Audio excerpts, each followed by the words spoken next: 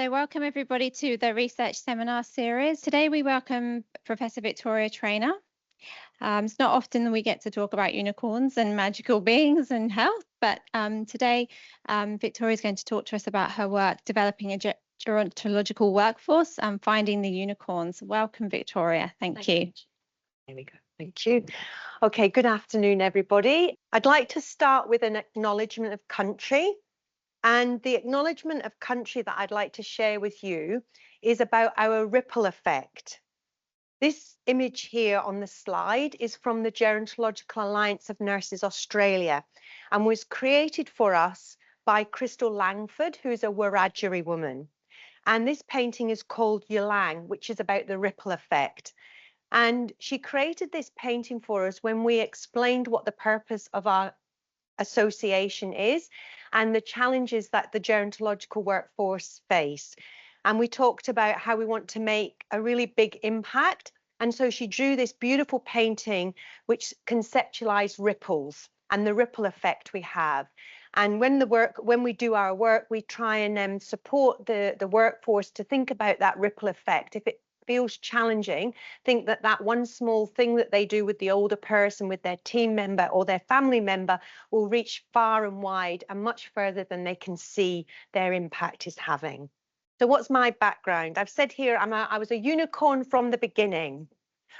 So I did volunteer work at high school in an acute aged care ward. Now you can imagine I was the only one who picked that, but here I am, Professor of Healthy Aging. So I was, it really was my passion from being a young person, visiting all my old aunties, and I just loved listening to their stories. And in my previous job, I established a research centre, and I've identified here that it grew from small grants and industry collaborations, because maybe it's like the ripple effect as well, that you just keep pushing forward. Small progress can actually lead to larger things. Now, here in the Sunshine Coast, we've got a healthy aging research cluster that has about 50 members and goodness knows how many industry collaborators. So I'm just so happy to be here. And these 4 unicorns in the room are just 4 of other team members that I've had in the past. I called them fellow unicorns, and we recruited them from clinical practice and graduates from our master's degrees. And when I say from clinical practice, it's a lot of the research I do is with industry partners, and I would, identify those team members who had that spark, had that passion, and slowly over time chit chat to them, and the next thing is they're doing their PhD. And the first success story was Lauren DeVries, who was a registered nurse in an acute medical ward in our local hospital. She's now the senior managers for serious incident reporting in the Aged Care Quality and Safety Commission. So she's got a nationwide job. And along that journey, she also became a nurse practitioner, but never did her PhD. But we won't hold that against her since she's doing such brilliant work. And the national animal of Scotland is the unicorn. Who would believe it? And this is a day at Stirling Castle that's held every year when the unicorns come together and do a bit of jousting. And if you don't believe me, the unicorn is actually on the national coat of arms for Scotland with the lion rampart. So it's true. That's why we're finding the unicorns. So I just wanted to give a little bit more of the background of me, because my professional background and the work that I've done are quite interwoven. So I've already mentioned the Gerontological Alliance of Nurses Australia. And myself and my colleague at the University of Canberra are the co-presidents, and we're the founding presidents. And I've got this photograph of the armed services going into nursing homes during COVID. And when that happened, it was really a motivator for myself and Kasia, because we just decided that we had to be the ones that did something. And so we've established Ghana, and a lot of the work we're doing is through the membership. And some of the grants that we've been awarded since establishing Ghana have actually come from us setting up Ghana, because the chief nurse has recognized this is a really important area of work that needed some leadership. There we go. Just to remind you about the Healthy Aging Research Cluster at University of Sunshine Coast, and that we actually are an age-friendly university. And that was only awarded, Tricia, was it the end of last year? Yeah. So we haven't, we're just moving forward in what that looks like in reality, but the Healthy Aging Research Cluster will be focusing on that in the future. And you'll probably be aware we've got a graduate certificate. Currently it's called Aged Care, but imminently it will be reframed, and it's going to be the graduate certificate in gerontology to make it more contemporary and increase the enrollments and the impact we can have with that graduate certificate, you know, and grand plans to lead into a master's as well.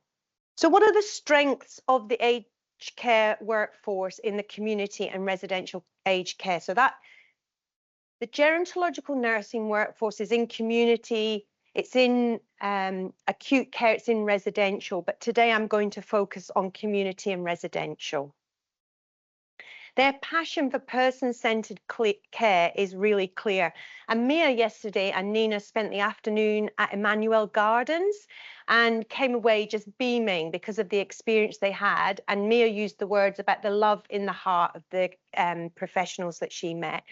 And for those of you who know Tom Kitwood's person-centered care work, where person-centered care in dementia started, at the center of that is love. And Mia has felt that in action.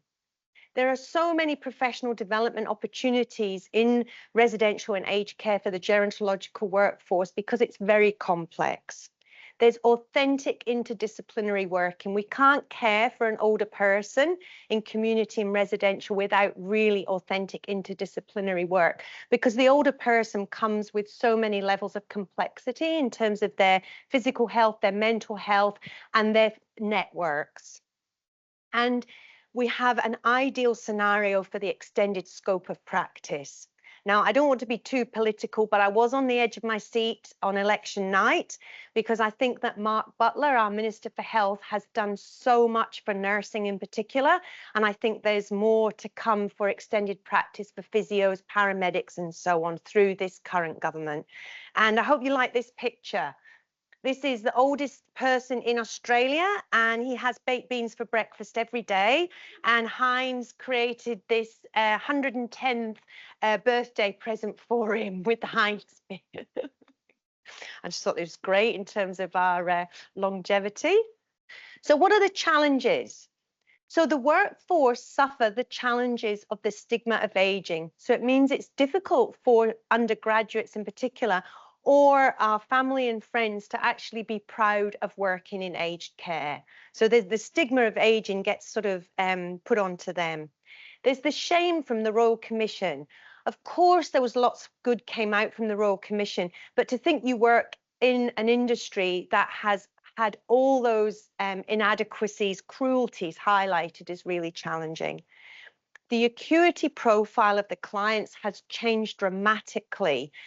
The amount of ill health that is now in nursing homes has never been seen before, but the workforce is actually not suitable for that. The workforce is the care workers and nurses who haven't had the opportunity to extend their practice, but the clients they're working with, it's like an acute medical ward. It's very fast paced.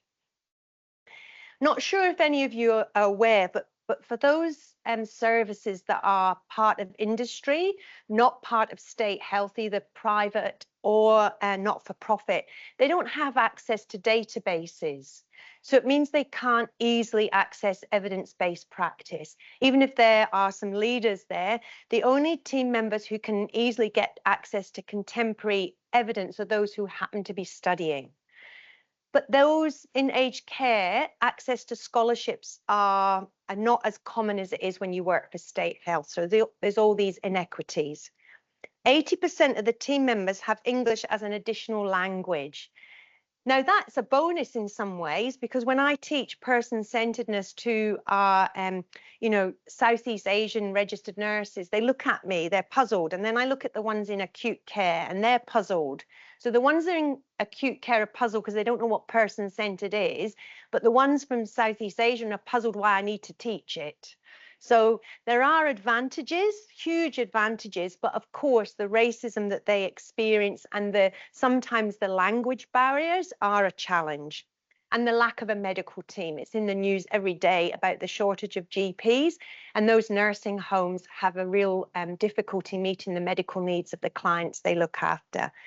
And we sometimes hear about older people unnecessarily going into hospital, but when research is undertaken, none of those admissions are unnecessary. It's just what's happened before that has caused it to occur. So, and now we hear terrible stigmatizing terms about older people who are stuck in hospital.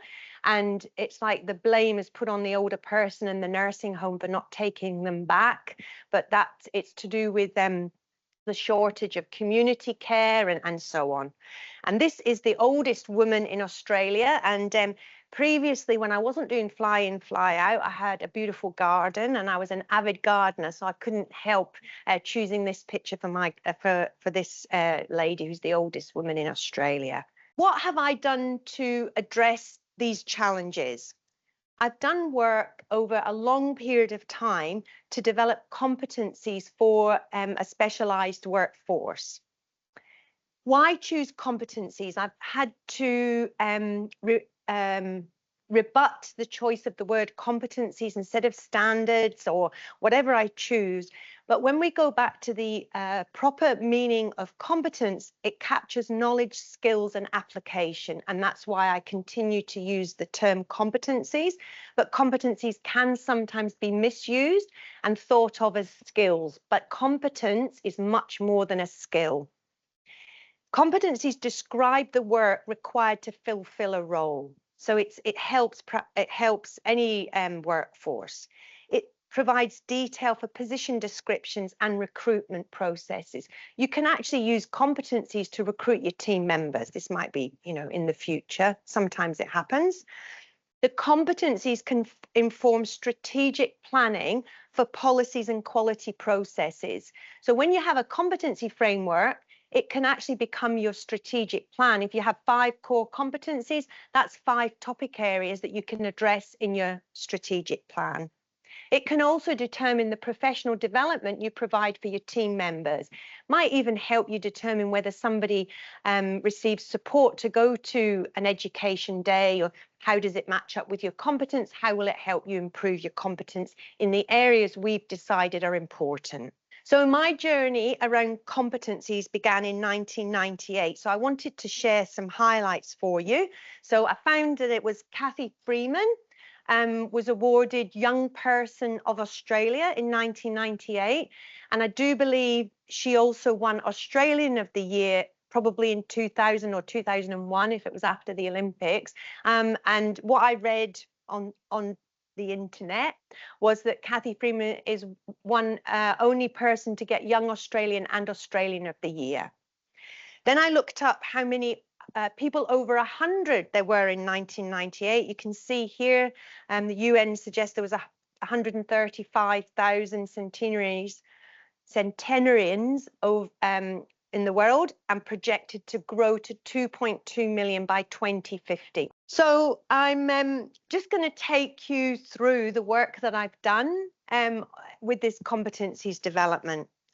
So the first research I did was with a group of nurses who are Admiral nurses, and the funding was supported by the Royal College of Nursing.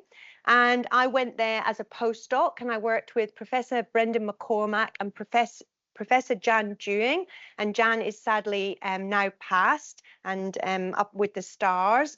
But Professor Brendan McCormack is now the Dean of Nursing at Sydney. So it's all these connections. And I did that work in Oxford. And I've got my little red metro there because they told me I had to pass my driver's license to get the job. And everyone in Australia thinks it's hilarious because I was 30.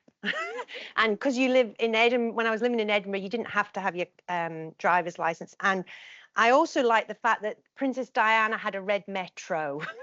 So what I did was I worked with a charity called Dementia UK, and they founded the Admiral Nurses, and then Admiral's nurses are still going today. And I undertook ethnography. So what I did was I would go to their professional development days and I sat in on their client interactions and recorded the work that they did and then talked to them about their aspirations for their work. And it was called action research because then they used the competency framework to inform the recruitment process, the professional development, and how they were going to change their service. And I've got a good news story for you. It's still being used today. So these 6 core competencies, it looks like they've lost 2 of them. I created 8 for them. But the core competencies that I created at that time are still being used by those nurses today.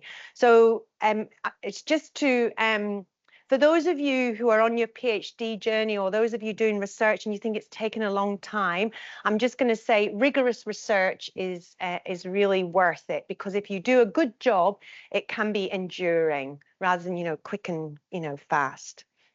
And this picture is a picture of the oldest woman in Britain, and there's claims that she's the oldest person alive in any country. So beautiful picture of this lady as well. So next, when I came to Australia, I was still interested in competencies, but I thought, oh, didn't know whether anybody else would be. And you can see it's 2015. I came in 2006. So it was about 2011 I started developing dementia competencies. And this came about just by conversations at a conference. And it was with Dementia Train in Australia. And we were talking about how we could uplift the workforce and ensure that they became more competent. And we developed these multidisciplinary, multi-level competencies. So these competencies were tested, developed for physios, OTs, community practitioners, registered nurses, acute care practitioners, and residential practitioners. And we developed these 3 levels: essential, enhanced, and expert. And we created this beautiful image here, and we said that at the foundation, the practitioners needed to develop their understanding of personhood. Then it was about perception of dementia, and then the therapeutic activities that are required to deliver good person-centered care. And that's where the essential, enhanced, and expert grows. So you can see my original, I was in lists, but then I met Nicole, our other team member, and obviously we had brilliant, you know, creativity. Now, neither of us are creative, by the way, but I do love to tell a story, as you have already seen. We had a fire alarm in our office, and we were trying to conceptualize our competency framework, and we had to go outside, and this is what we came with. So whenever PhD candidates tell me they're stuck, I say, just, you need to get outside. Or even my daughter now in year 12, I say, you need to get outside, unlock your creativity. So I've continued the work. The dementia care competencies didn't seem to get as much traction as we truly had hoped for, but we moved on, and we got some aged care providers coming to our research group asking for support with to create a competency framework. And underpinning all the work that we do through the undergraduate, the Ghana, through the gerontological nursing competencies and so on, is this vision for a career pathway. In aged care, most of the registered nurses have started as assistants in nursing or enrolled nurses, either by choice of their career or while they're students being an assistant in nursing. So we know that that workforce is, you know, a captive audience for us that we could keep. So a lot of them go on to do their bachelor. And what I'm going to share with you today is 2 courses we've developed: the gerontological nursing competencies, essential and enhanced leadership courses. And we created them so that they could have RPL or advanced standing in a graduate certificate. I already mentioned to you that the workforce in aged care and the community aged care have a challenge getting sponsorship for their graduate certificates. So this really does help them, because we can deliver the course with funding that we've been awarded. And in aged care, you won't find as many clinical nurse specialists as you find in the acute sector. So our work is promoting this vision, because some of the organisations in aged care, they're run by people with business acumen who don't understand the clinical or the career pathways. But when I tell them that to convert someone to a clinical nurse specialist, you only need a few more $1,000 once they've got their graduate certificate, and that person's more likely to stay, we get some interest. So we're slowly trying to enhance that workforce. And of course, then you can go on to do your master's, and after that, whatever type of career you would like to choose. And in my other role with Warrigal, which is an aged care provider, we've actually just converted some clinical nurse specialists to nurse practitioners, because I identified to the management that those clinical nurse specialists could become nurse practitioners in transition without any change in their pay at this point in time. So it'll probably take them 3 years to become nurse practitioners, but they convert them now, and they've given them study time. I've supported them to get onto their master's degree, help them with their scholarship. So they've got a program now, and they're increasing the number of nurse practitioners. So it's when you sort of can present the vision with the business case. So now I'm just going to present the gerontological nursing competencies to you and how we've developed them over several years with the team in the room and Nicole and others. So we started with a literature review. We took the findings of the literature review to a workshop, and then we ran Delphis. We created the competencies, and then we pilot tested them with a workbook. We're all online now, but we pilot tested them with a workbook. And the only thing that we needed to change was that the industry partners wanted a leadership course. So that's why we have the 2 courses, the essential and the leadership one. And then we've got the 2 levels of practice and our competencies. And you can see here we did 5 rounds of consultation. With a snowball. We started with 400 in the online survey, and then went down to 100 plus.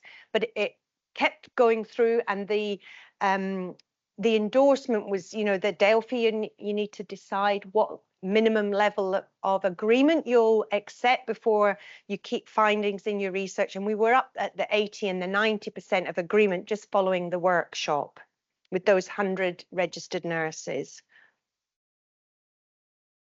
The competencies have been reviewed by a team of First Nations registered nurses working in aged care and education. And so we amended the wording of the competencies and the course to reflect the feedback from the First Nations nurses. And OPAN, the Older Persons Advocacy Network, reviewed the competencies, not the course, but the competencies, and we amended them to reflect their suggestions. So we're very appreciative of the additional feedback there. And we had an advisory group, and we have for the competencies, and we have, I call it a sub-advisory group, which is culturally and linguistically diverse, community represented First Nations, rural providers and so on. And they're constantly giving us feedback about how industry needs are changing to make sure that the competencies and the course stays fit for purpose. So this is a visual representation of our 11 core competencies that we created. And there's also domains of practice that are more specific associated with each of these. And there's the 2 levels. And at the centre, we've got living well for older people across communities and groups. And that reflects the philosophy of person-centeredness. And that's the really important core competency. And when the practitioners complete our course, what they do is they generate evidence that they're competent in these 11 core competencies. So our course is not about teaching, for example, wound care or falls prevention.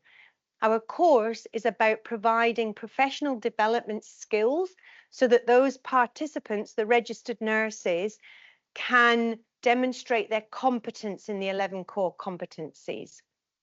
So the example I give that makes it clear is about, there's an assessment tool that is recommended in all the aged care organisations and evidence-based practice called the Abbey Pain Scale.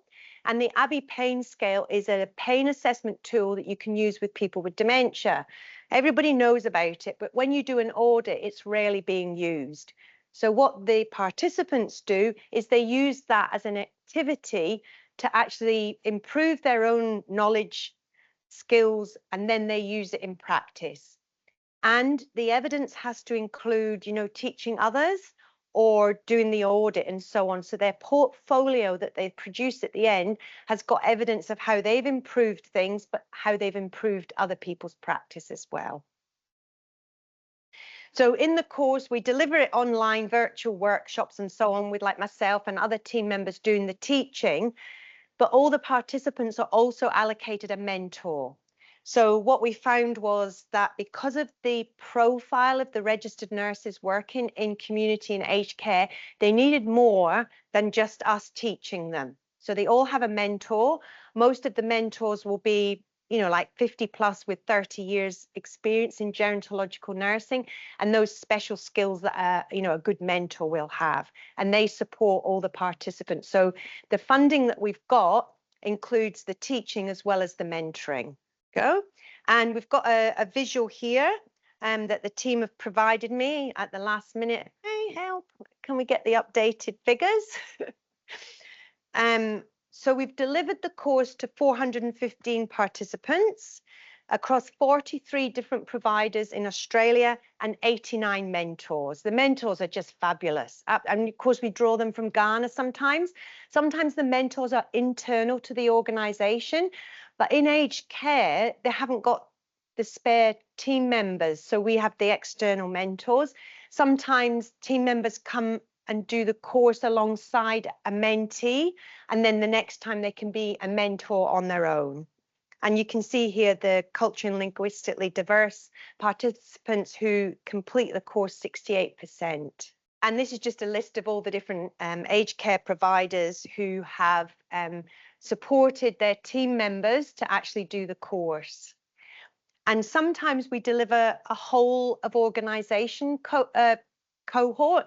So Uniting and Opal Healthcare, who are two of the biggest providers of aged care in Australia, we've delivered multiple cohorts to them when it's only their team members, and they've provided the mentors.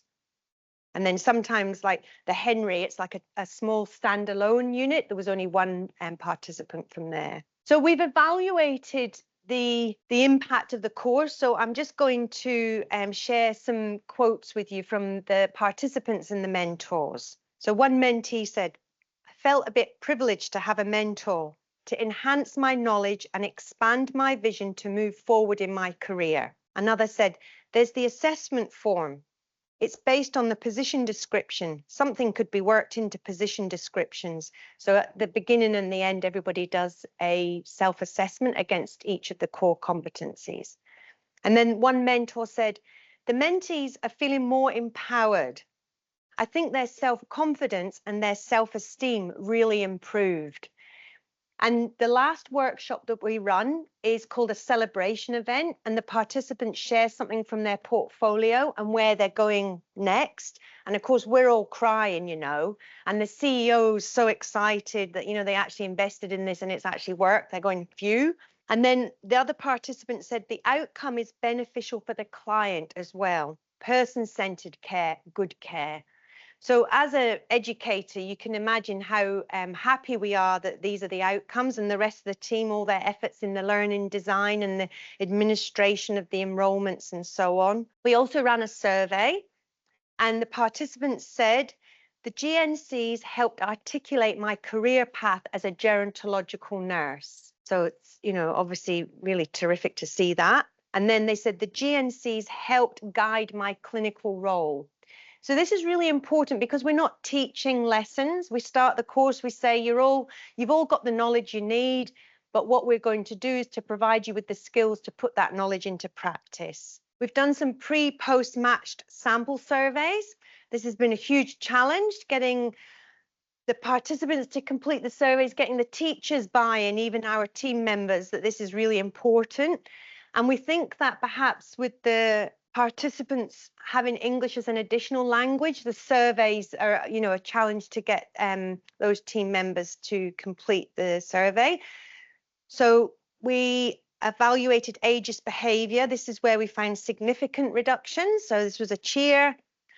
We had positive trends with dementia knowledge, and we had positive trends with nutrition knowledge and no change in palliative care knowledge. But we'll continue to evaluate as we move forward and see how we can increase the participation rate and do that research. So the portfolios, we haven't analysed the portfolios yet, but that's where we're seeing the knowledge translation. That's where it's just incredible to see what the nurses are achieving. So for example, improving uptake of care directives. So I remember one nurse, she had an incident where an older person was very acutely unwell, and she went to the nursing documentation to see whether this person should be taken to hospital or is they going to stay here, you know, just for rehabilitation and a bit of care. And she noticed, of course, the advanced care directive was missing. So it motivated her to do that as a sort of small project within the course.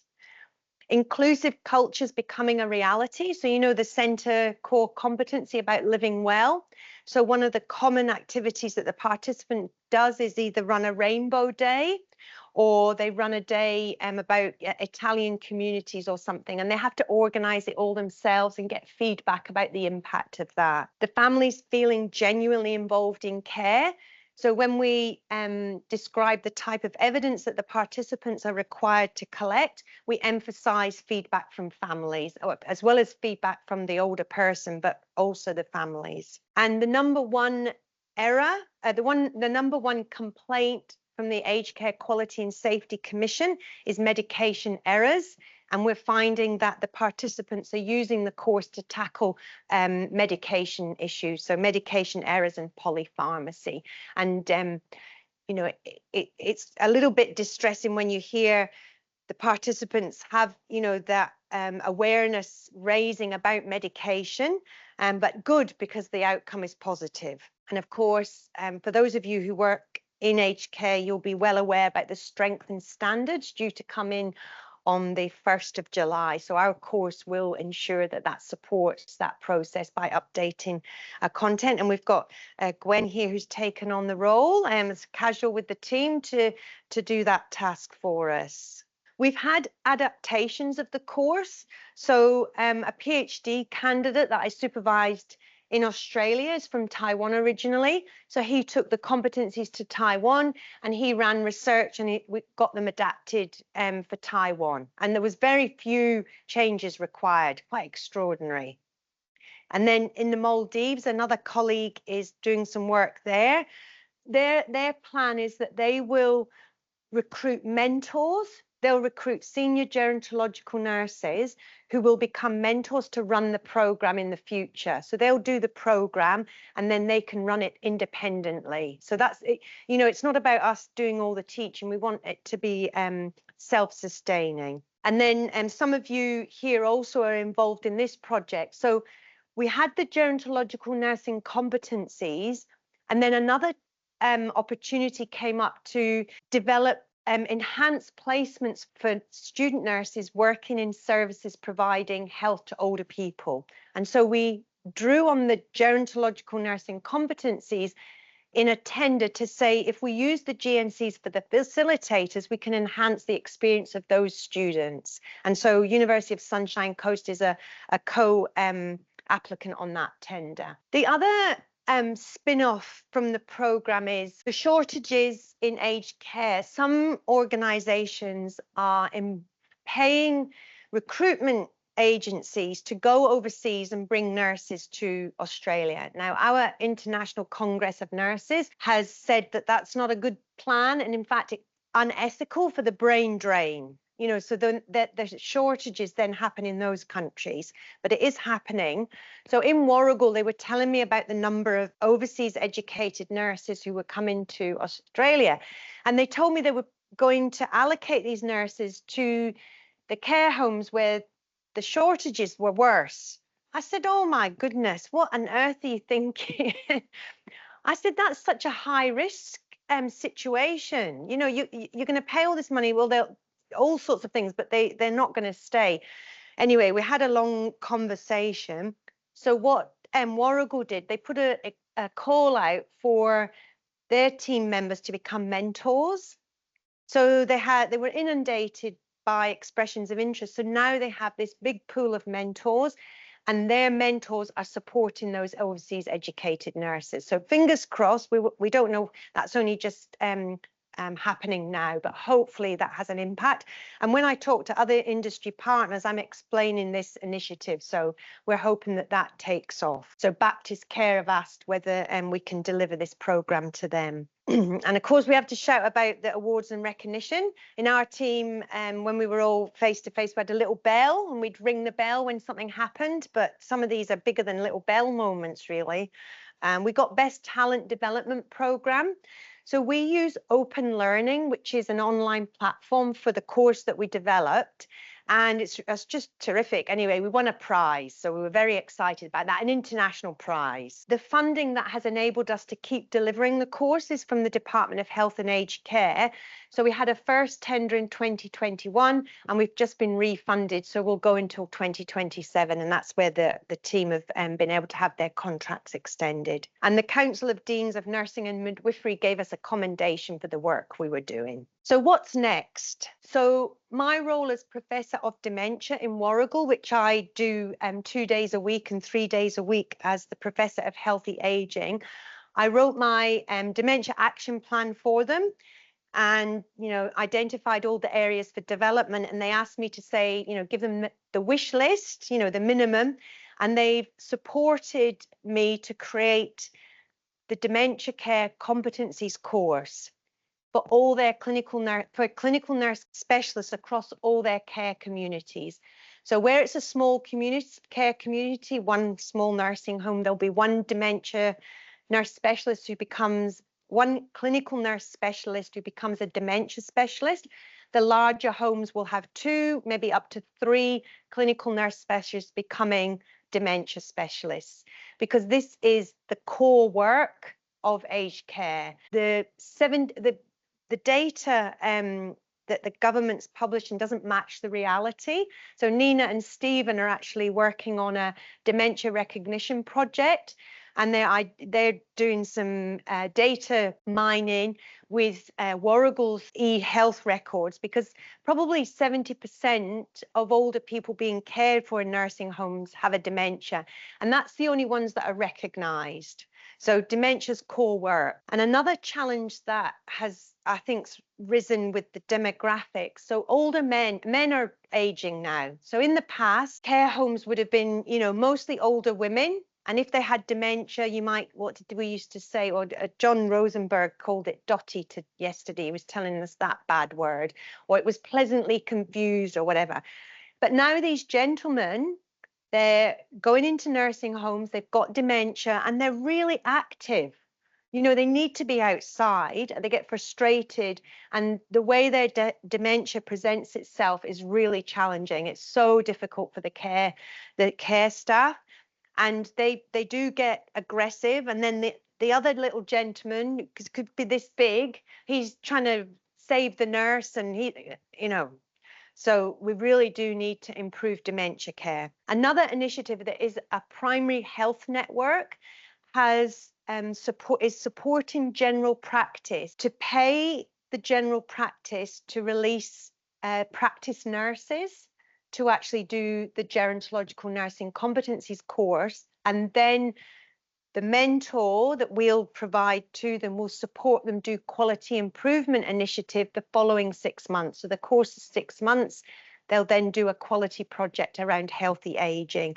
And this is huge because practice nurses probably have less access to professional development than even aged care providers because of the small business model. We have a PhD candidate developing level 3 for the GNCs. I've just called it level 3 because we don't know what the word will be used, whether it's expert or whatever, advanced, whatever the word will be used, but she's doing that, and she's done focus groups, and she'll do a Delphi.